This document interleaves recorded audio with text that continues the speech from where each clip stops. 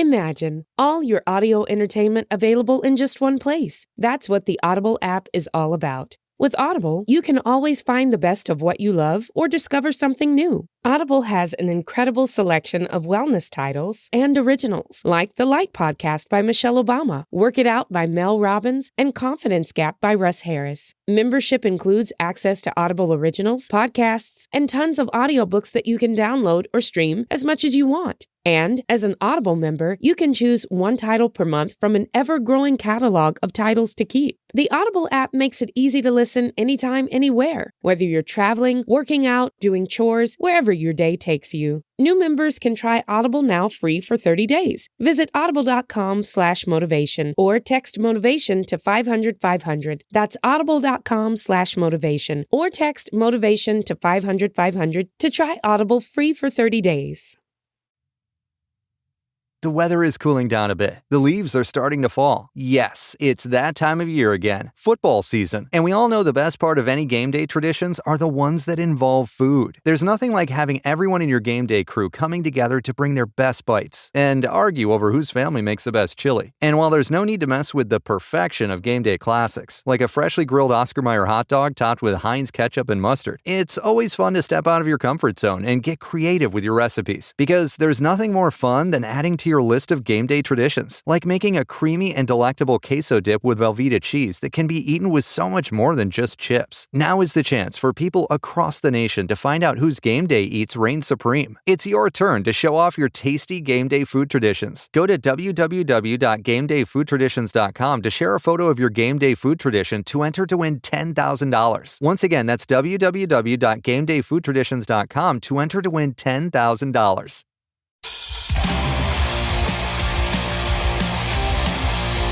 This is Full Change with Tom Laidlaw.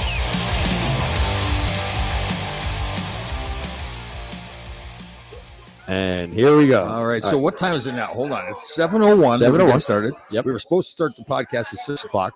Not going to say why, but so the disaster in the city, worst traffic in the history of mankind. I had to go, or not had to. I was a pleasure to go to Herald Square, represent the Rangers. Had a little outing for the Knicks and the Rangers. A lot of games we played, and I had it all timed. I was going to get in the car, had all the equipment, get up here in time, and start the 6 o'clock show. But I sat in traffic for 2 hours. oh, listen, it's New York. You're getting up to Westchester. It's difficult. And I didn't actually have to hear anything from Tom Smith. I could just sense the pouting. He didn't even have to say any words. I do not pout. That's not fair. I didn't show. See, this is you. I don't want to get too psychological because it's a playoff game, But that's you. That's your wounded child, just feeling, What? like a disappointment. Can I have feelings in talking about how you clearly do have feelings. You're pouting? And more importantly, how do you feel about tonight's game? I think it's going to be a great game. Like we talked before with Randy Belichick, I really think what's going to happen with the young Devil players, they just were oblivious to what kind of pressure they're under, so they're just going to go play hard. And they will play well. The difference will be Shesterkin in net. Yep. I think Randy Belichick was totally incorrect talking about the goaltending. That's just another stuff we can talk about behind his back. But I think the goaltending still will be good for the Devils. I think there'll be a lot of good scoring opportunities. I do think there's going to be a lot of penalties tonight too. That seems to be the trend. You think so? Yes. I think there'll be a lot of hits, a lot of rough stuff. Yeah, like the young kids get all wound up too. Everybody tries to do too much. Well, hey, you're coming on the show with us too, there, Mr. Pitcher Man. Oh, yes, that's Brian. That's one of the owners, Brian Doyle of JP Doyle's here in Sleepy Hollow. So I've got a little bit. I want to get him on the show. We want to talk about Brian Lepore. Can you come on the show so we can talk about Brian Lepore? So Brian Lepore is a friend of mine as a bartender, and he bartends here. Yeah, he says. Well, he tells everybody that we're friends. I barely know him. So, Brian, come on, jump on real quick. Okay, so this is Brian Doyle right here, the great, the silver hair. Hey, Tommy. Very good, brother. How you doing? Good to see you. Thank you very much for having us here tonight. Fantastic. I've heard a lot about this place. Yeah. Okay, so Brian Lepore is a bald-headed bartender. Bartends over in Rye, New York, at the Rye Grill, and also bartends here. So he goes around telling everybody that him and I are like best friends. I barely know him. I don't know his last name. But the other thing he goes around telling everybody too is he's got the nicest ass in the tri-state area. Did you know he does that when he's in Rye? He does. He does. And well, he's famous for it throughout the county. So, But his ass is that's his claim terrible. to fame. His ass is terrible. I was going to get some artwork and hang it like a flat wall. Like I was going to hang a picture there or something like that. We need Brian to show face here Yeah, tonight see, to defend himself. exactly. That's why he didn't show up, right? Absolutely. Yeah. Absolutely. Great. I've heard a lot. This is the first time I had a chance to come over here, but thank you very much for having us. I heard a lot of welcome, great and, spots. we hope you guys will be back, and this is the start of a Yeah. big hockey run here at Yeah. JP Doyle's. We'll do a lot of those. Yeah, I'll have the pregame shows. That's Awesome. fun. Awesome. Good luck with everything. Great to see you, bud. Thank you. All right. All right, so Brian is also a hockey dad too, and apparently his son's a stud player. So, Oh, is that right? Yeah. Did he play Quebec Pee Wee tournament? He's with the Avalanche, New Jersey. He played Quebec Pee Wee, right? Oh, wow. Just play with Randy.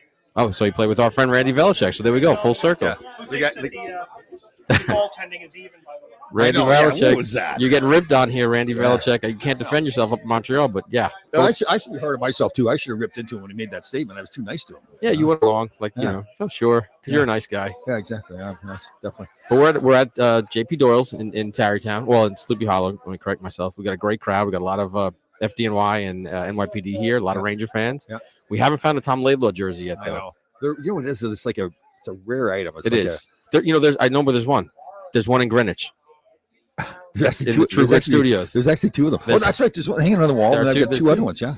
Then I have my Northern Michigan jersey. I have my Los Angeles Kings jersey. And you have your John Wayne pictures. John Wayne pictures. The pictures of my son. So okay, here's another thing. So Tom Smith comes to my home, and he comes in. He categorizes my home as it's not decorated properly. But he doesn't take the time to really look around. No, well, look, in fairness, so when we first started, we converted the one of the rooms to the True Grit studio. Right. I asked you, I was like, how long have you lived here? Did you just move in? Because there's boxes, there's things not put. And how long have you been in that place? So it's similar. So when I park my car, I back in, so I'm ready to go. So the boxes, it stays in the boxes. I don't need it, right? So if I ever have to leave, Right. it's ready to go. Right? No, that makes sense. But how long have you been there? Oh, 4 years now. So 4 years. So you've been ready to go for 4 years. Yeah. Okay. Constantly. Yeah, I backed the car in for 4 years too. So. There you go. Well, you did a lovely parking job today out here Yeah. in front of JP Doyle. Right. Yeah, pressure's on. Everybody's watching.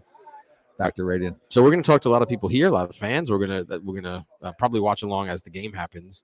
Right. Place is fired up. It's getting a little quiet now because the puck's about to drop. But this crowd is ready. They're ready to go. They So a lot of pressure on the Rangers, right? Oh, So yeah. now they've come out and made a lot of big trades. They went to semifinals last year. They got arguably one of the best goaltenders in the world. Not arguably, he is one of the best goaltenders in the world.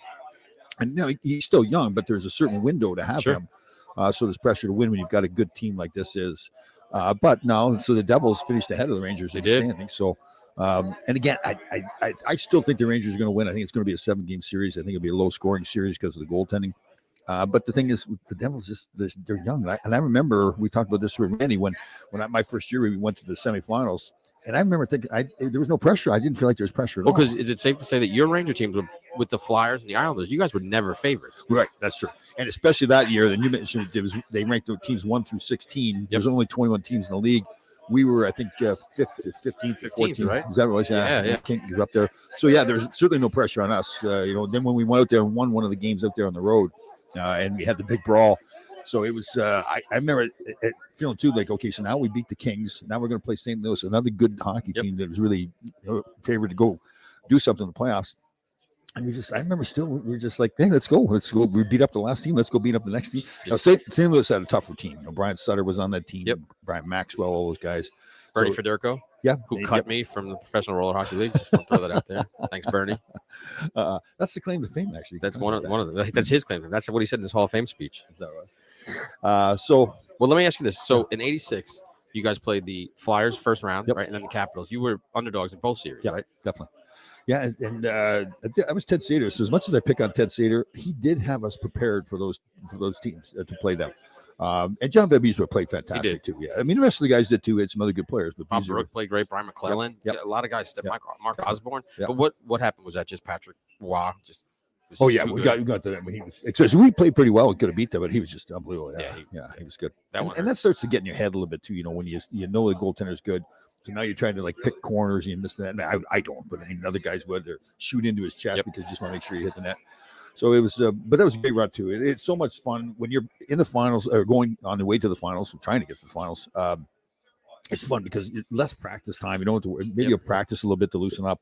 It's warm outside. It's a whole different atmosphere. Playing, and it's just when you get on the roll. I should back up. I said there's not a lot of pressure, but my first year when we went to the finals, I do remember once we got beat out, it was kind of like you didn't realize the pressure we were under. Now it's like, okay, now we're not playing, but now I can kind of relax a bit. Yeah. So the game just started, by the way, and puck's in the Rangers zone.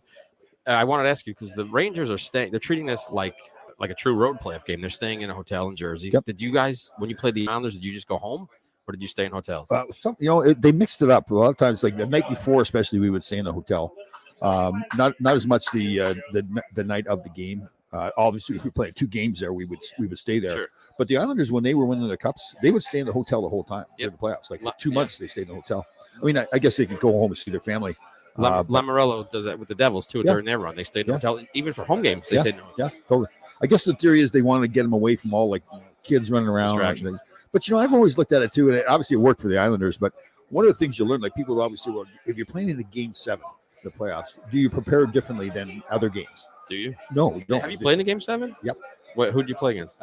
We played a few of them against the maybe it was a deciding like Game 5 against the Flyers, right? Was it Game 5? Islanders when Kenny Morrow scored. Oh my gosh, Game 5. Yeah. Game 7 when it was with the Kings against Edmonton. We were down 3-1 in that series. Came back to win that series. Game 7 at home. Yes, that was a great. That's the '88 series. Oh, we got a power play. Yeah.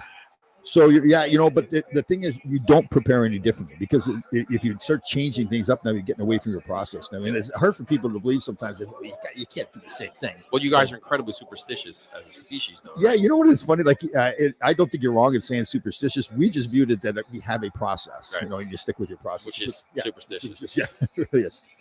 See, that's a little bit of right. So there's Trocheck taking a penalty right away in on the forecheck. So he's trying hard here to get things going for his team, but now he's out of control. He first of all, I don't know if he got interference or tripping on that. It looked like it could have been either. Yeah. So that's going to be a good example of people that are wanting to do a lot to help their team win, but sometimes do too much. You just got to do your job out there. But again, that as a coach that's going to happen to players. Is that like the famous Herb Brooks play your game comes in? Like yes, totally.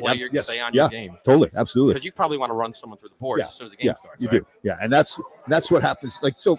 Again, first game, they're going to settle down here. You looked at Florida last night against Boston. I didn't see that whole game, but I guess they were really running around too. But it did to their advantage. It worked well. But I think Boston took a lot of penalties too. So I think that was. I think Kachuk's plan is to just hit everybody and totally. disrupt as much as he can. I guess Trocheck was just a little bit too hyped up there. Yeah, and again, you know what? As coach, it's going to happen. You'd rather have that than not doing anything. And you'd think, especially Trocheck's been around a while. He's been in his playoff games, so he's going to settle down. It's just, the crowd's probably fired up. Yep. Yeah, you want to make an impression on your first shift. Yep. Yeah. You got a good clear right there. So this is going to really be interesting because, again, you got like a much more of a veteran team, although they still have their young players with the Rangers, but much more of a veteran team with the Rangers than the Devils. Devils are good though; they're just a good team. Oh yeah, can't forget about them. Yeah, totally. But they're showing Igor, and obviously I think he's the deciding factor for the Rangers. Absolutely, he's so good. He will be for the next 10 years for sure. Yeah. So you got to play with a lot of good goalies. Who are some of your favorite? Or who do you think are some of the best goalies you played with? Well, John Van Beesbroek had runs there for a while where he just like we talked about the playoffs in '86. He was fantastic. I got to play with JD, but that was the end of JD's career, and he had a lot of injury stuff. And you shot the puck and you scored on him, so almost retired him. What about Glenn Hanlon had a great player for the Rangers? Eddie Mio. Eddie Mio did. Glenn Hanlon was one of the best guys I've talked about over and over. One of the best teammates ever had. And when he got on a roll, like he really, part of the thing to him wasn't just that he's playing well, but he's such a good team guy. Like sometimes it's hard with goalies because they kind of, it's not like there's something wrong with them, but they kind of separate themselves from everybody else. So. A lot of fans here checking out Tom as he's doing his thing. He's podcasting. Should I be flexing for me then? No, don't flex. Just no. Well, I think that's not where people come. No, they come to watch the game, see Ranger legend Tom Laidlaw, have a good time, hang out at JP Doyle's, eat some good food, have a couple of pops. Devils got a good power play here. They're really moving the puck well. They do, but Rangers have good PK also. Yeah. Oh, nice. That's Igor right there, the poke check. Yeah, nice. So we'll kind of we'll give commentary as the game goes on. There you go. Fans like this kill. Right. But we're having a good time. We're here at JP Doyle's. It's a great atmosphere for a Ranger game. Food looks good. There's a bit of fried food going on here. We need to cut the fried food out. A little bit too much cheese. Too much. No, yeah. Well, Tom's. You can't come here and criticize the food already. I didn't criticize. I try to give helpful suggestions. I'm just gonna say, and I know you're a healthy guy and you're very into you make your own food, but I did see you have a BLT down in Philadelphia with some fries. I know. And you know what the good thing? I'm glad I was happy about that. I ate the fries and I felt terrible after having the fries. So we don't have fried food ever. Actually, probably that was the first time in years I've had fried food. Rangers just killed off. You want to come on the show? Come on. You coming on? Let's go. Tom's working the crowd, talking to people. Well, come on, let's go. Okay, all right. Come on, he wants to come on. I can tell. It's his birthday today. What's your name? Steve? You just made that up. You hesitated there for a second. It's really not Steve. You just hesitated. It's his 50th. Happy 50th birthday. That's a big birthday. Nice. Let's get a W for Steve on his 50th. Good job. I was up in section 407 in the 80s and 90s. So hold on, Steve. Hold on. See, we can't hear you. Hold on. Come on over, Steve. Come on. Just put the symbol in front of your face. All right. This is Steve right here. What's your last name, Steve? Steve Yastensack. It is not. Come on. You're making that up. I'll show you. Yastensack? Yastensack. I'll show you my license. I am not, but I hear that a lot. So he calls himself Tom Smith. Like how many? I know like 12 Tom Smiths. There's really no can. I know a lot of Tom Smiths. Probably more than 12. So Steve, it's your 50th birthday. 50th birthday today. Happy birthday. How you feeling? Thank you. I feel awesome. You look awesome too. You look awesome. Thank you. It's the haircut. Good. So you were in the blue seats back when I was playing. 407. Oh, were you yelling at me? Did you boo me or anything? Never. I would never boo a Ranger. Oh, okay. All right. That's one of the hardest things to get used to at Madison Square Garden is the fans are diehard fans and they love the team, but if something's not going well, they're going to let you know. Yeah. Oh, there are times where it's totally like, what are you guys doing? And there's booing, whatever. But it was. Yeah. And then the flip side is once you start playing well again, then okay, 2 days later, everybody's his best friend again. Yeah, totally. But that's great. But at first, when you come as a young player, you don't know that. It's kind of a hard place to play because you get to the point where I just don't want to do anything because it sticks out. And not even hockey, but especially baseball, Yankees. Yeah, a lot of guys have trouble in New York. Yeah, that's true. Yeah, but once you do get used to it, though, the Garden crowds, like you just listen, go and play hard. If you make a mistake, you make a mistake. They're fine. Exactly, and. I was a goalie playing growing up. Oh yeah, cool. And I loved it. Being the center of attention. Oh. It's you let in a bad goal, you want to go run and hide. Yeah. But you make a couple of great saves, everybody's watching and cheering. Who was your favorite goalie for the Rangers back then? Beezer. We were just talking about that too. Yeah, he was good. He had some good runs there, right? He had some great runs. 86, beating the Flyers and the Caps. Yeah, good. Yes! The Rangers just scored. So. I think they just killed out their penalty. Yeah. They scored a goal. Tarasenko's first goal. All right. So 15 minutes into the game. It should be 5 minutes into the game. So. Yep, we're 1-0. Vladimir Tarasenko. Big acquisition save. Let's talk to Steve about his birthday, though. We got some singing going on here. All right. Let's see the play. Oh, great to stay on side by Trocheck. Great work. Oh, very cool. Good job. Nice job. A big goal. Yeah. Randy Belichick. How's that goaltending now, Randy? Yeah. Nice pass by Keandre Miller. All right, cool. 1-0 Rangers. Crowd's happy. Let's get the mic back to Steve. Yeah. Who's that lovely lady behind you right there? That is my best friend in the world. Oh, nice. What's her name? Michelle. Michelle, nice to meet you. What a compliment you just got. You're his best friend. This is what I got him as part of his birthday present. What'd you get him? A pair of socks. What is that? Pop-in socks. Oh, Potvin socks. Oh, I missed that. Okay. I was wondering, you got him a pair of socks for his birthday? That's romantic. No. It was great to meet you, Stephen. Happy birthday again. You look great. Thanks for having me on a podcast. My pleasure. Let's go Rangers. So Rangers out to a 1-0 lead. Crowd's excited. Yeah. Playing well. Great goal by Fox might have got called for Fox something. Got a penalty. See, I think we did, as the predictor over here, as the Swami once said, there's going to be lots of penalties. Okay. The 2 on the Rangers so far. Yeah. I have 5-2. You have 4-2 Rangers. So let's see who's right. No, didn't I have 3-2? Didn't I have 3-2? I thought you had 4-2. It may have been. I don't know. But who knows? Can't remember at this point. All I know is Randy's goaltending. Hopefully he's wrong. Really? Why didn't I jump all over him? Probably because I didn't know any better. Because you're a nice guy. You're busy. You were at Herald Square today with fans, right? Yeah, that was fun. So they had a little what do you call it, a party there for Knicks fans and Ranger fans. They had all kinds of games playing. They had the fake ice there shooting into. Of course, I had to harass everybody. I thought I was going to win a couple. I was telling people if they didn't score a goal, I said I'm going to take that hat from you. That hat is mine. They actually believe. Oh, really? Was there a goalie or just shooting on the target? It's one of those things where you get the hole in the middle of the big. Oh, park. yeah. It was fun. It was good. It was a lot of fun. Did you shoot? Yes, I did. Actually, I was surprised. Did you score? I did. I had 3 out of 4. Wow. Everybody's like, wow, they're all going, wow. And I'm going, hold on here. I've been a little bit of luck involved. It's nice to get cheered for rather than get booed at these alumni events, right? Especially when it comes to scoring goals. Yeah. Well, you did have 24 in your career. Right. When did somebody booed me in an alumni game recently? It was in Dallas. You booed in Dallas? No, I think it was I didn't let somebody score. Oh no, it was the kids' game in between. So we played 2 halves, and in between the kids come on the ice and play. And what the team I was, I think the team that I was goaltender for, pretending I was goaltender, was losing by like 5-1 or something like that. So you let one in?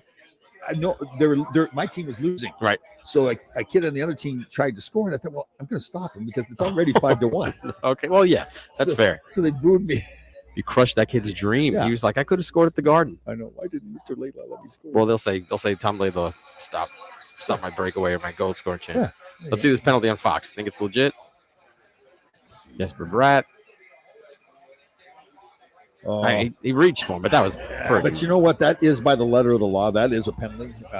Little weak, though. He kind of just pawed at him, you know? Yeah, but you can't get on somebody's hands like that. And to me, a referee early in a series like this has got to say, listen, I'm going to call it by the rules. You can't get away with that stuff. Yeah. Oh, here we go. You got to maybe.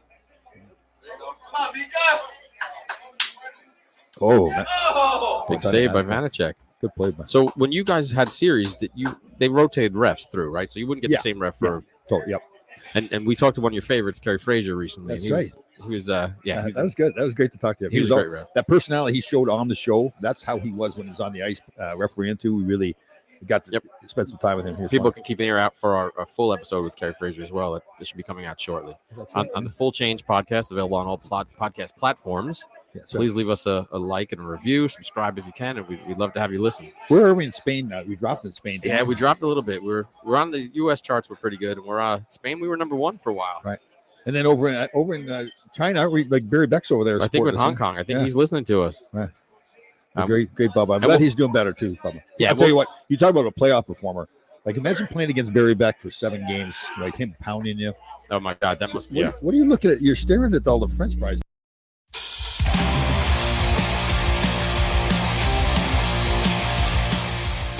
Okay, we're back. All right. Barclay Goodrow, what a good signing he was a couple of years ago, right? Okay.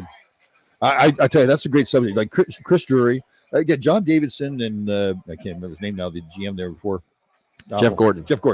I think they did a fantastic job putting the team together to a certain point. Yep. And then when they got let go and then Chris Drury took over, he's really shaped the team the way he wants it to be. Yeah. Right? You know, like he got a certain coach in there, Gerard Gallant, who coaches a certain style. That's what Chris Drury wanted. There's a real purpose to the hiring of the coach, real purpose in the trades they made. You know, going to get a Patrick Kane. They wanted that run and gun team. People will criticize that their defense maybe isn't, well, not maybe, it gives up a lot of high quality opportunities, but that's the way they play. They feel like, okay. Lindgren. Tom's favorite player just got robbed, it looked like. Yeah. Rangers are buzzing right now. Yeah, they are. You know, to piggyback on what you said, they built a great fourth line. The Jimmy Vesey signing, he turned out to be a huge bonus. Definitely. Goudreau on the fourth line he's a playoff player. Yep. He's an excellent fourth liner. Yep. Oh, that looks like a trip. And there it is. Penalty against Rangers going on the power play. Here we go. So do you want to just call me Swami right now? Let's see. Well, yeah, you did say a lot of penalties. That's 3 so far. We're halfway through the first period. All right, here comes the power play. Mika, you got to get the puck in there at the blue line. I'm looking for a Kreider redirect right now. Let's see what happens. Oh, nice call. I'm going to go with the Zibanejad one-timer. He does like that one time. Now, was the one-timer as big when you were playing? No, it wasn't. We couldn't. I couldn't do a one-timer. Like, I remember when Railroad saying came in the league my second year. Other players were able to do the one-timer. Yari Curry could do it. But when Rayo came in, he was unbelievable. Like, he could pick corners, shoot out the flight. On the one-time? Wow. If I tried to do one-timer, it was just like sometimes I get it, sometimes I wouldn't. Because when you were playing, a lot of the thing was that you don't see anymore is a guy coming down the wing, ripping a slapper, beating the goalie from far out. Totally, Mike Bossy, obviously, famous for that. Guy Lafleur, remember him doing it all the time. Yeah, but that was much of a play. Remember, the goaltenders were still great athletes, but the equipment was different. It was tiny. You could see much more than that. Yeah, the goalies looked so smaller. All right, with the Rangers on the power play right here. Let's see. Yep, that's it. So this is a great power play they have too. They have so many options. You know, they have Fox back at the point, the one-timer with Zibanejad, the tip in front of the net with Kreider. Yep. There's just so many things they Patty can do. Kane's so creative with the puck. Yes, he is. Yeah. We're coaching. That's Brian Doyle, one of the owners of JP Doyle's, and he's trying to coach the power play here. Kreider. You know Kreider's going to get one. You know what I love too? Like when I was on the power play, I hated when some of the fans would all be yelling. Shoot. I should say, hey, yeah, shoot the puck. Oh, well, I know, but We're trying. I can't get it through. Right. Well, that's when people get impatient when you move in the puck around, but it's all, they don't realize it's to create an open space and the best shot. So, definitely. And there are a lot of coaches who say sometimes when the power play is not going well, hey, listen, just get the puck back to the point and shoot it, right? Let's see what happens here. Now, oh, there's your there it is. I called it. Hold on. There it is. Rewind the tape, Tom Laidlaw. Nice. Rewind the tape. I just have to say, called it. He did. So watch Fox here too. They were just showing the replay here. Fox What a is pass. so smart. Yeah, like he draws people in. He knows, Right, what a they pass. practice this all the time. Yeah. And you know what the thing is? So the Devils coaches would have told the players, listen, this is what they do. And the players knew that was coming. They just couldn't stop it. Well, as the puck moves, you have to move. You can't stand in one spot, Attaboy, CK. And that's called. We'll play that one back. What'd you call him? CK. That's my guy, CK. He's your buddy. You guys are like, you pretend firemen together, right? Yes, we were. Yes. How did that work Great guy. You know what he did to me too? Like he told me at that event that he taught himself Russian and that he pretended he'd be the translator. I saw him recently at the golf tournament. I was telling him, I said, yeah, you guys all know he says, I don't speak Russian. So you just mess with people? He was messing with. Oh my gosh. It was pretty good. It was good. I'm not sure, but he might now be the Rangers all-time goals leader in the playoffs. Oh, really? Yeah, there it is. Okay, so he is. So, it's you see this all the time. When you see the player all the time, you now pick apart his game. Yep. And Kreider is so easy to pick apart his game because he's so good so many times. You want him to be that good all the time. He just doesn't. I think what fans forget is that hockey is really hard. Yeah. It's not easy. Yeah. And some of the guys make it look easy, but it's really hard. Yeah, like the game, like for a player like me, the game was somewhat easier because I wasn't relying on skill. I just had to show up and work. Now that's much more controllable. Yes. Now I'm not going to make a joke here because I respect the fact that you were one of the top players in the world. But of course you're not going to rely on skill. but yeah, your game was you were the kind of guy who would always get picked for teams because you were reliable. Yeah, just show up and work hard, do my job, done. be a leader. So for a guy like Kreider, it's tougher because sometimes the puck just doesn't bounce your way and you're not scoring goals. When you're counted on being a goal scorer, it's tough on us. Yeah, I don't think there's anyone out there who isn't trying. It's a hard game. And there's 6 players against you that are trying to stop you. So it's not easy. Yeah, the skill level of these guys now. I mean, it's such a different game than it was back when I played. And a lot of it was intimidation, physical play. That's not has a lot gone out of the game. So it's now much more skill. So every player from the top of the lineup to the bottom lineup is a skill. They're all athlete. good. They can all skate, everybody. Because you had guys who were they couldn't skate at all. I know. Right? I mean, I can't tell a story of a time when Marty McSorley first came in. He was terrible. And I give him so much credit because he made himself into a hockey player. We got that one fight in Pittsburgh, and it was a pretty decent fight. So I think it was his first year in the league, probably my 3rd or 4th year in the league. And so he knew that he had to fight every game if he was going to stay in the NHL. He wasn't going to stay in the NHL based on his skill. So he'd want to fight me all the time. There'd be nothing going on. He just Laidlaw, let's go, because he knew I fought him before. Right. So I finally said to him, listen, I'm not keeping you in the league. Right. You can't play the game. You sit in the bench. Wow. Well, he must have done something because he made a nice career for himself. I'll tell you, he worked hard to make himself into a player. And then even by the time I played with him in LA, he was a legitimate player. He wasn't. But when he still kept the toughness going too, that's what I really admired. He still kept being a tough great guy. teammate too, right? Yep. He knew what his job was. I mean, obviously, the big part of his job was protecting Wayne and being there that nobody hurt him. But he did that. He did that for his whole team too. It wasn't just for some people. So. Right. So there wasn't. You never had a chance where you had to tell a guy, "Hey, you take care of yourself." Like if you saw a guy who wasn't a fighter, you guys stepped up. Right? Yeah. We all understood. Yeah, what everybody's roles were. So. Yeah. The Rangers are skating here. I'm surprised that the Devils really aren't doing more, especially because they had 2 power plays. I thought the Devils would do more of the buzzing around the offensive zone, the Rangers end, but they haven't done that. No, the Rangers are buzzing. Like you said, I think it's that experience is it's kind of coming through a little bit. Maybe the Devils are a little bit they're at home ice. Yep. There's got to be nerves. Well, we talked, right? I mean, so your young player can go 2 ways. You can be just footloose and fancy free. You just don't know the pressure's there, or the pressure can really get to you. And again, it's early. They'll make adjustments, but it does look like the Devils are a little bit overwhelmed right now. It's a long game, though. Very long game. Long series. Yep, totally. Did you play with Lindy Ruff, coach of the Devils, former Ranger? Just briefly, I played with him at the end of my time with the Rangers, but played against him a lot, too. Tough player. He was hard. He was one of those guys that, again, you're not surprised to see him be this good coach. It's like, Brendan Moore in Carolina. Craig Berube in St. Louis. Those kinds of guys with character players. Gallant was the same way. Sure. So that it's interesting how those guys have become good coaches now, because I think they understand what it is to be those role players and how important those role players are. Did you ever get in? Want to coach, or did you ever get into? I know you were in the agent business for 22 years, but did you? You didn't know that? No, I think anyone listening should know that Tom was an agent for 22 years. But, yeah, you know what? When I retired from play, I really didn't think about coaching. I got into broadcasting a little bit. I did the color on the San Jose Sharks the first year. And then I was doing the agent business at the same time. So the agent business was just getting going. Obviously, I didn't have any players yet. I was doing all recruiting. So I never thought about coaching, though. The broadcasting really went well. In fact, the Sharks wanted me to stay around for a second year. But the agent business really started to get going. Up. And it was so easy with a family, too. I was my own boss, so you could make your own schedule when you're a broadcaster. And part of the thing with a broadcaster is, too, I mean, like some guys, unless you're one of the top guys, they were moving around all the time and getting hired and fired. So. Yeah, I totally get you. But you did get into coaching eventually with your buddy, surprisingly, with John Tonelli. Oh, I know. Yes, yeah, that was funny. So John and I, we played against each other. Like the coaches, like Isle Arbor coaching his team and Herb Brooks coaching my team would want to put us on days together. Like it just seemed that was the matchup all the time. So we hated each other, spearing, and we didn't yap at each other that much. There's cross-checking in front of the net. It was funny sometimes. So then we got played together in LA. We were best friends right away. I don't think we ever even talked about all the old days. It was just like let it go. Yeah. So how did you wind up coaching with him? He was coaching first? He brought you in? Yeah. So I'd coached with the Greenwich Blues, Greenwich, Connecticut, obviously many years with my son Shane and Cody were playing. I was the chief coach and all that stuff. And so I got out of coaching.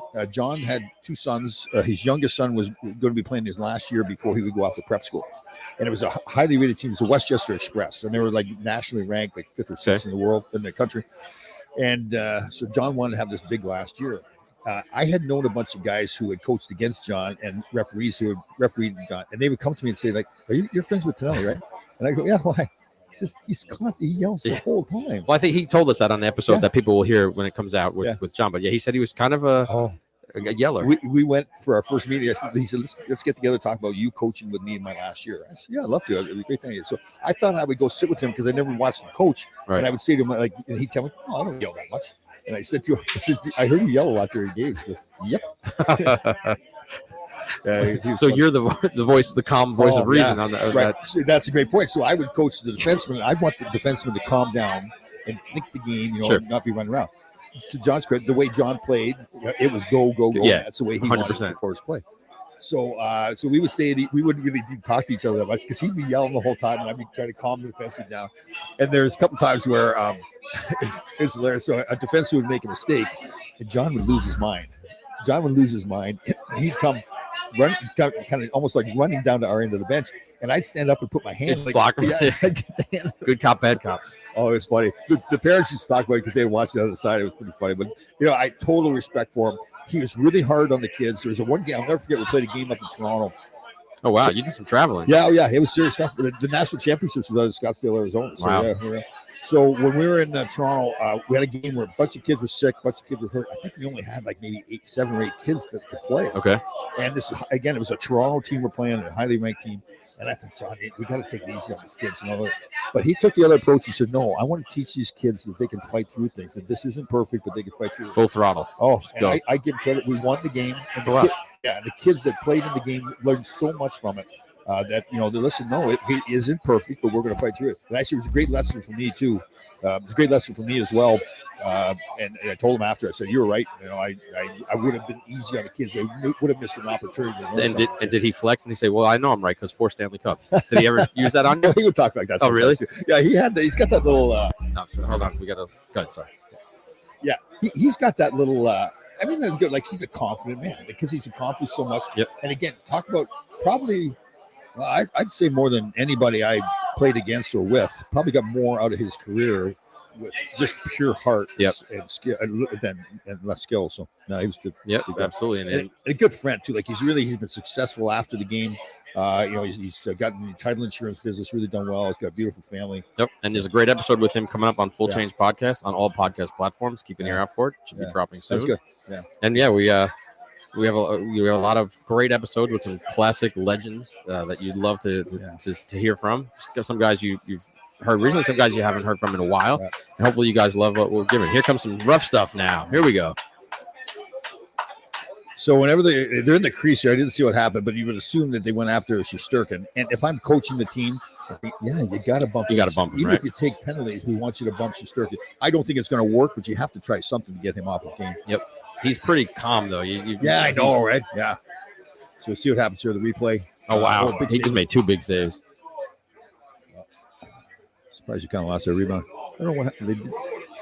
Oh yeah, he did. So great job by the Rangers here. Watch some of that replay. We obviously can't do it here on a podcast, but they really do a good job of clearing out the front of the net. Even though the Devils had a couple of rebounds, they came in quickly and moved everybody out. And that's one thing that they maybe weren't doing good enough before. There, even Panarin got involved. So there you go. Yeah, you know, we talked that you play a lot like Lindgren is kind of plays the same way you did, but Schneider might be the same way too. Yes, he's very smart puck. Right. And move the puck quickly too. That's the big thing. Even more so in today's game than when I played. Get it up to the forwards as quickly as possible, and that's a big part of playing defense in the NHL now. It's not as much the physical play; it's get the puck up out of the zone as quickly as you can. So because the game's so fast. Yeah, definitely. Oh, they got the wine going over there. Yeah. Fans are fired up. They're a little tense, but I think feeling good now. The Rangers are up 2-0. And I think they should feel good about the way the Rangers are playing as well. Like they're playing a smart game. Yes, they took a couple of penalties, but they seem to have settled down in that regard. They're moving the feet, they're clearing out the front of the net. Well, just to set the scene, we're in a packed party room at JP Doyle's in Sleepy Hollow, New York, filled with lots of Ranger fans and one Devil fan. Yeah. And we're going to talk to him. And no Laidlaw jerseys. Not one. Listen, the first person who comes to one of these events with the Laidlaw jersey, I know, right? We got to do something for him. Maybe you make him some hummus or something. Oh, my homemade hummus to die for. If you're listening to the show, you probably know Tom's a self-taught and accomplished chef. Right. And but I don't like to talk about it too much. I want to keep it a secret. You're very, very humble. Yeah. And I really admire that in you, Tom. Started making more homemade guacamole now. Well, there you go. Well, listen, I do. That's one thing I do make is guacamole. Okay. What do you put in your guacamole? In my guacamole, I put onions, tomatoes, cilantro, lime, a little bit of sea salt. Oh, nice. And that's it. I put a little cumin in mine. Do you? Yes. It's the second person who told me about the cilantro. I have not used that. You got to use cilantro, but you can't overdo it because then it overpowers the whole. Because cilantro is very strong, and this turned into a cooking show on NPR. So let's get back to the Rangers. We can do it all. Yeah. We had a Ranger event when it was Chris Kreider and. Yeah, we talked about when you were a fake fireman. I know. But remember Lemieux? What was his name? The young Brendan. Brent. So he was at it as well. I was at Fort Pitt down in the city, and the Fort Pitt is a building where they have a fire department and a police station right in the same building. Okay. Oh wow. So we were going down there. I'll never forget. It was a Monday morning, and we were going to do a fun hockey game out on the street there. The cops against the police. There's two cops against firefighters. And the night before, a police officer got shot and killed. Oh shit. Yeah. So it was really interesting. I don't know if the interesting is the right word. I want to be careful what I say there. But so we went and spent time with the firefighters. Then the police officers obviously did not want to come out and of course. look like they're having fun. Yeah, right. So we went in the police station, and I tell you, it was really like sad. Not just because of a police officer getting shot, but at that time there's so much going on politically against police officers. Mayor Bill de Blasio was always saying bad things about everything, and having conversations. It was really interesting how down they were. And I said to him, so I like to try to, like, if I see police officers on the street, I want to come up to them, shake their hand, and thank them. Is that okay if they do that? And they were like, Tom, that is unbelievable. If you do that for us, it means a lot. So it was really interesting to see that they were, the human being side of them. Yeah, it's a really difficult job. I mean, it's a very tough job every day, and it's it's hard on families. But a good number of police officers are hockey fans, and hockey players and hockey guys, and it's that same ethic, that same, especially in New York. Yeah, it is. Yeah. I can't tell you how many guys I've played hockey with that were cops, or are cops right now, and it's they're just good, hardworking people for the most part. Obviously, there's bad apples in anything, but it's a tough job, man. It's such a hard job. Well, what you learn too, I've gotten into watching these YouTube videos, and the police audits. The police audits, yes, thank you. And what you learn is that they're fantastic people, but maybe they're not getting the proper training all the time. Right? Yeah. So they can't know every law and every right that the citizens have. Not to get too political, but it's a hard job, and with all the cuts that they're making for these guys, it makes it even harder. But they're great Ranger fans. A lot of usually big hockey guys, and we're going to talk to the one Devil fan in the. Right. We have 4 minutes left to play here. The Rangers are up 2-0. They're playing well. I think they're controlling the game right now. Sure looks that way. Yeah. How do you like this pickup, this Makela? That was kind of a throw in the entire second. He's been great. Yeah. See, that's the kind of guy, you think back like when Washington won, they had that Dominic Smith penalty, I think it was. Yep. They picked up with like a second round. No, I think he was on a 2-way contract even, but all of a sudden he fit into the team, played great in the playoffs. Scored a couple big goals. Yep. Remember Chris Contos you did that With a you few guys. times. Yep. John Drews did that back with Oh man, yeah, he killed the Rangers. So there's always a history, like, everybody says, well, look at the lineup, but then there's always something that happens during the playoffs that somebody steps up. Well, we mentioned his son, but look at Claude Lemieux. He was a clutch playoff player for for 2 teams. Definitely, yeah. How about Edmonton losing to the Kings last night? Yeah, I saw that game. I actually saw the Minnesota game. I was up editing. What was the? Apparently, there was a hit. Was it somebody hit? Dumba knocked out Pavelski. Was it a nasty hit? It was a nasty hit. It looked clean though, but it was a bomb. Well. But the Oilers they blew a lead. Yeah, they were up 3-1, right? Yeah, and they blew a lead late, and then Kopitar got the little kick in front on the. I remember when I got traded to LA, the first playoff round, first playoff series played there. We played Edmonton in the first game, and we came out in Edmonton and beat Edmonton. Yes, like 5-3 or something like that.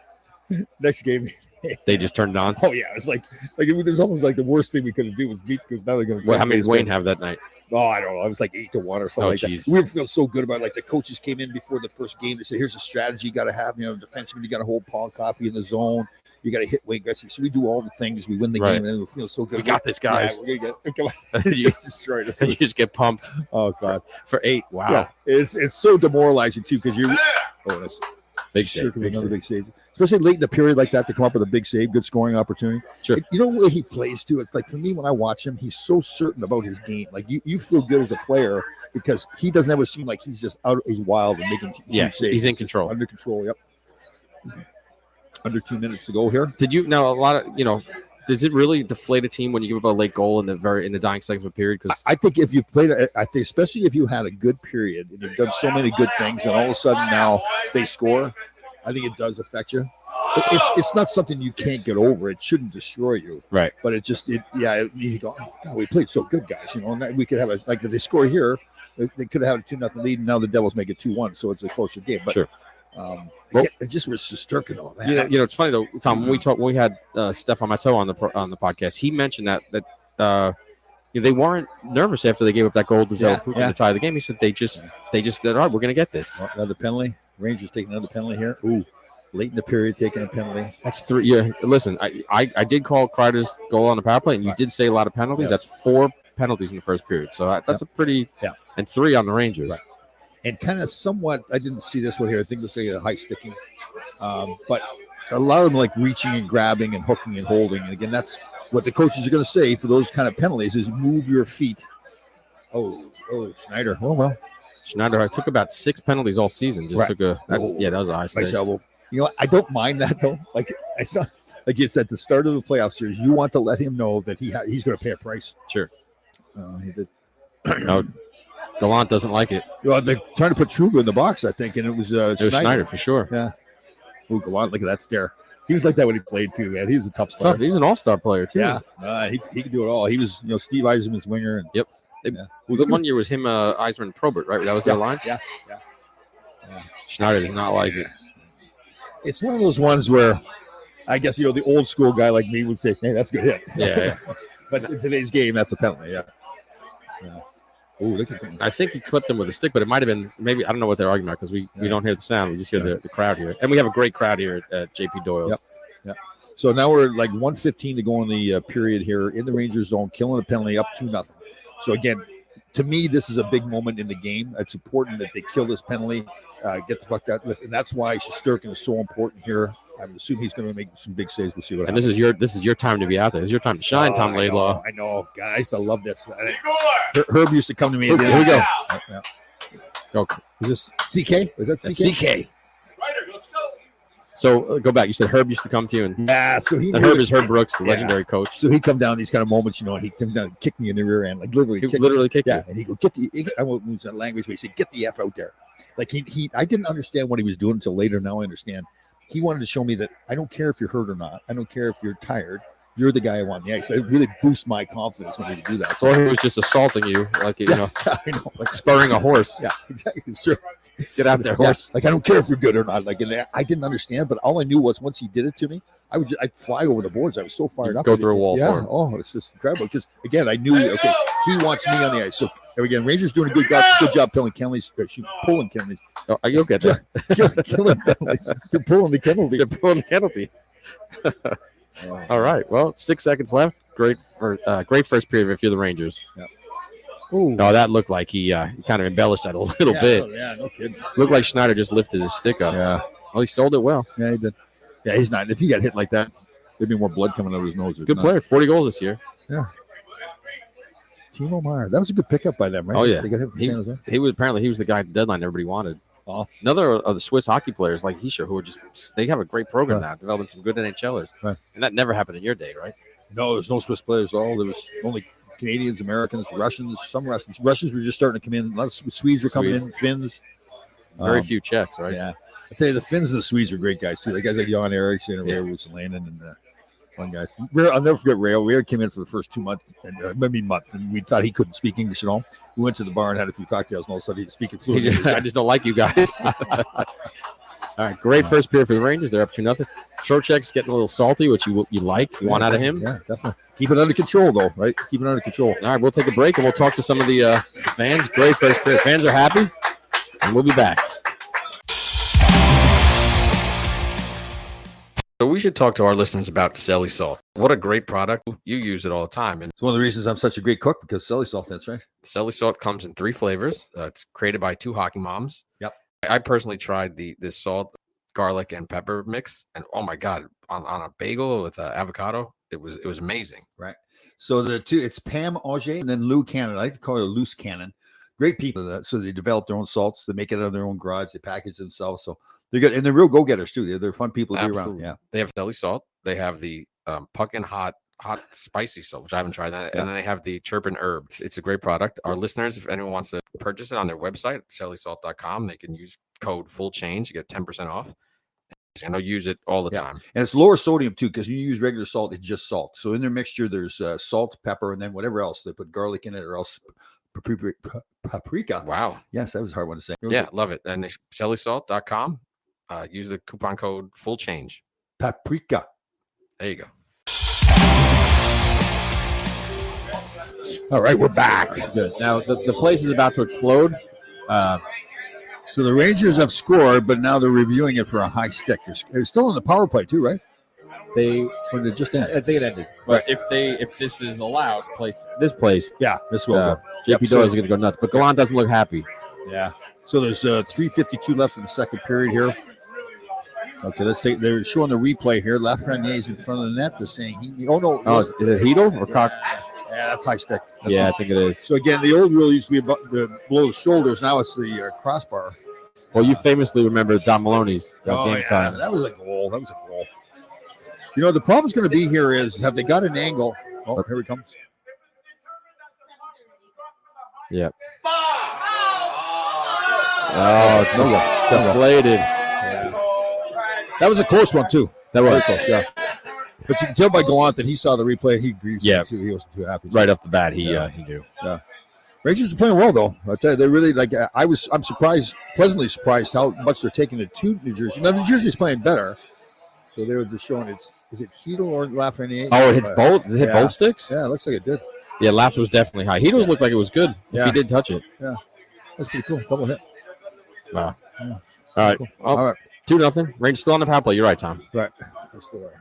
I'll tell you, they're moving the puck well, too. A lot of fans here in the place here want them to move the puck more and move more themselves. But I like what they're doing. I'm happy the way the Rangers are playing here for the first game of the playoffs. Well, you talked about it when you played on the power play, how everybody yelled shoot. No matter what. No one, and they're doing it here, too. It is the weirdest thing, because you're out there and they're yelling shoot, and you almost want to stop and say, I know, I'm trying to shoot. Right. Like, we've been playing. We know what's going on. I know. But that's we've learned that with the Rangers fans. We talked about it over and over. And a lot of fans are like that too for their home team, but the Ranger fans are diehard fans. Oh yeah, they love the team. They're totally invested. A beautiful young woman came over here and asked me if I was. How'd she ask me? Like, was I into the game that much? Yes. Did you? There we go. There's Ryan Lindgren, your guy. There you go. Heart and soul. There it is. All right, we got it. So there's one brave officer here. Oh, that's right. We got to talk to him because we're in Ranger country here in Sleepy Hollow, the literally famous Sleepy Hollow, home of the Headless Horseman, Ichabod Crane, the famous Washington Irving story. And amidst all these, what a shot!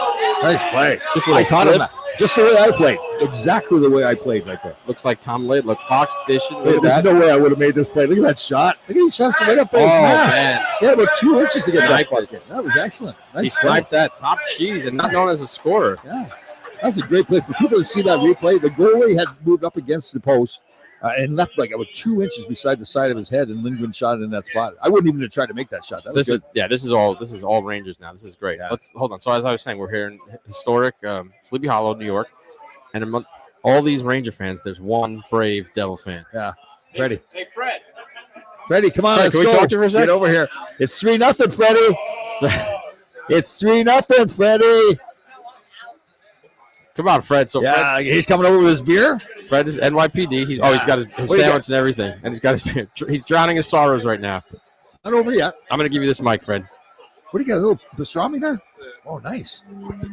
So Freddie is. They got 2 kids and he's jacked. What's going on, bud? How you doing? How are you? It's one game.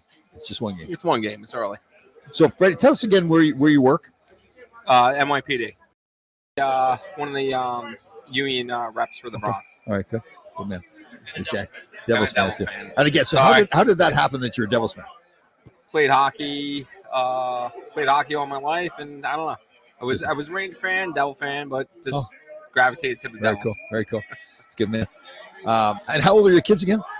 13 and 10. And they did not get into hockey, right? They're into soccer. Soccer. Yeah. Yeah. It's pretty They good are, this month. but they are Ranger fans. Oh, they are. Oh, really? They're Yeah. Ranger fans at home. Yeah, they are Ranger. And how about your wife? Ranger fan. Oh, really? Just That's me. classic. That is excellent. Excellent. Good. How's the pastrami sandwich? It's good. Good. It's good. And the beer's going down slower now, or they're going down faster? Slower.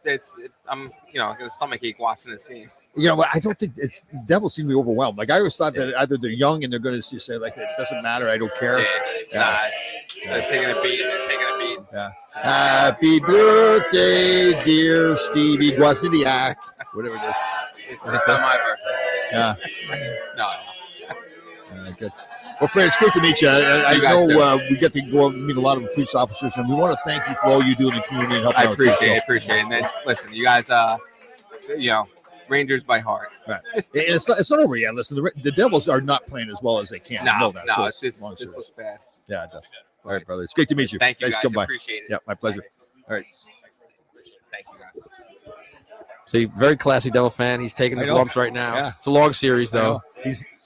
And Fred was kind enough. He dropped off a couple of things for us, which That's is right, awesome. too. Thank you very much for that, Freddie. They'll have a bag for us. That's great. We've been treated great here at PJ Joel's. It's been great. Yep. Absolutely. It's having a great time. I think the crowd has kind of settled down now. I think they feel like Yeah. the Rangers have this Yeah. one in hand. Yeah.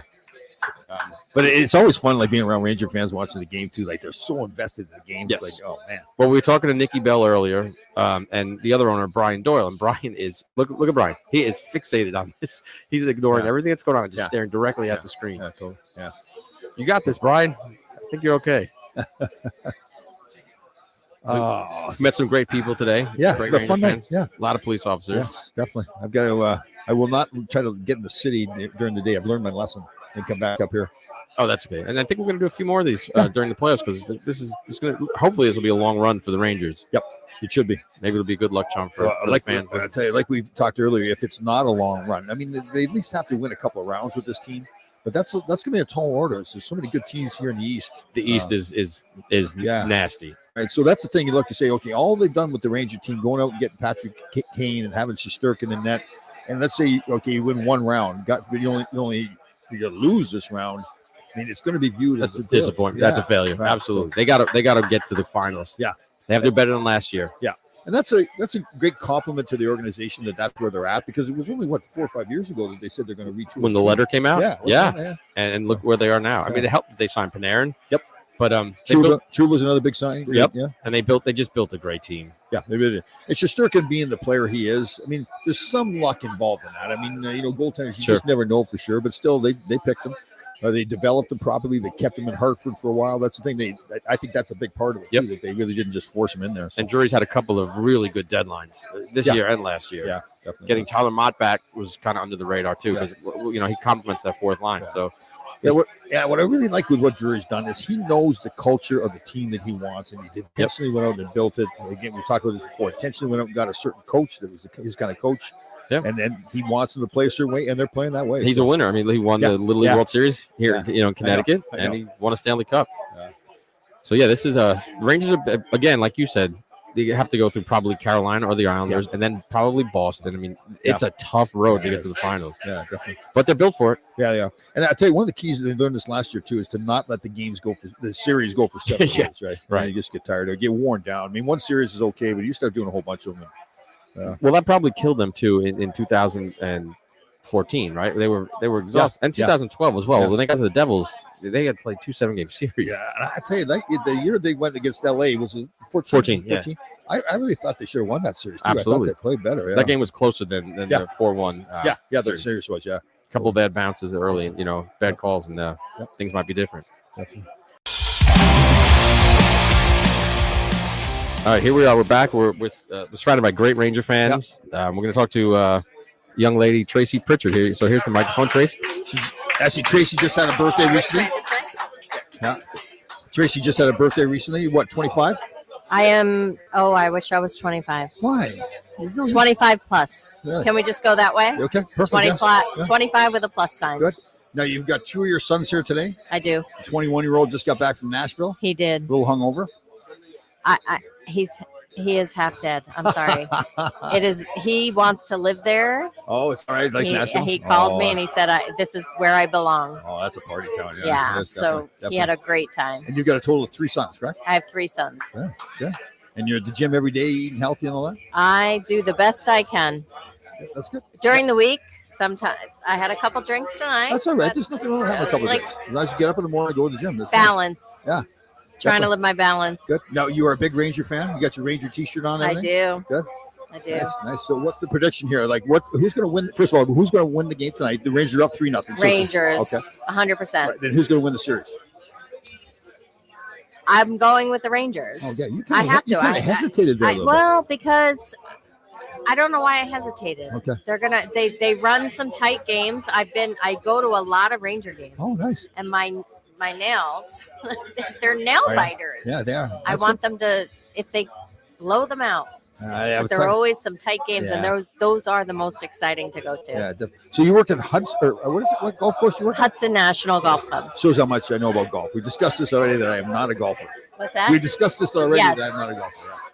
And what's your role there at Hudson? So I've been there 27 years. Oh, wow. And so I started, as an office filer, but I gained some ground, and after 27 years, I'm the director of membership. Oh. If you're interested. So if we want to get on the course. We're talking about Hudson National right now. These are my Hudson National folks. Oh, is that right? So if we want to get on the course, then we can just call you. Director of membership and administration. Oh, wow. 27 years. Yeah, it's amazing. It's an amazing place. It's 8 minutes from my house, and it works for me. Cool. Very good. Excellent. Well, it's great to have you on the show. Nice to meet you. Yeah, it's awesome to be here. Yeah, good. That's so awesome. Good. Go Rangers. Yes, thank you very much.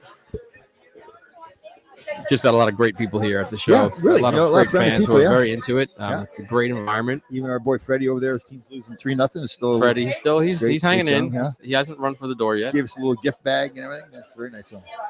Yeah, he did. That was very nice. Very, very. And they just had a great game with the brawl fest with the NYPD and the FCNY. Right. Yeah. That's right. In an amazing game where they just beat the crap out of each other. So the second period has ended, right? The game period's over. They're up. Rangers up 3-0. Rangers up 3-0. I think we'll be back here because we're having a great time. Yeah, JP we're Doyle. definitely coming back. Fans love this. Try to get here on time next time. We're in historic Sleepy Hollow, New York. Headless Horseman. The Ichabod Crane. All right, the guys with the hair are up there. Henrik Lundqvist with the hair. Steve Valaket with the hair. Goalies have hair, man. They do. What is that all about? Yeah. There's not many bald goalies. And how about all the goalies that do broadcasting too? Brian Boucher, these guys here. John Davidson did it. Kelly Rudy does it. Yeah, that's right. We have a great episode of Kelly Rudy coming up too. People are going to hopefully listen. I'd say, you know what? That really was great. He opened up and really talked about his some things he's got going on his mental health. I thought that was very cool. Yeah, very cool. And he was very forthcoming. Brian Boucher was great too. Yeah, he felt bad for firing you as his agent. But you brought it up every 2 seconds. Well, we had to because he does. I tell you, when he does the Dominic Hasek imitation. That episode's coming out soon too. People are gonna love that one. And people, like and subscribe to our podcast, Full Change. It's great hockey stories from some of your past heroes, some newer guys, and there's shows like tonight, like this one here at JP Doyle's. Great job tonight.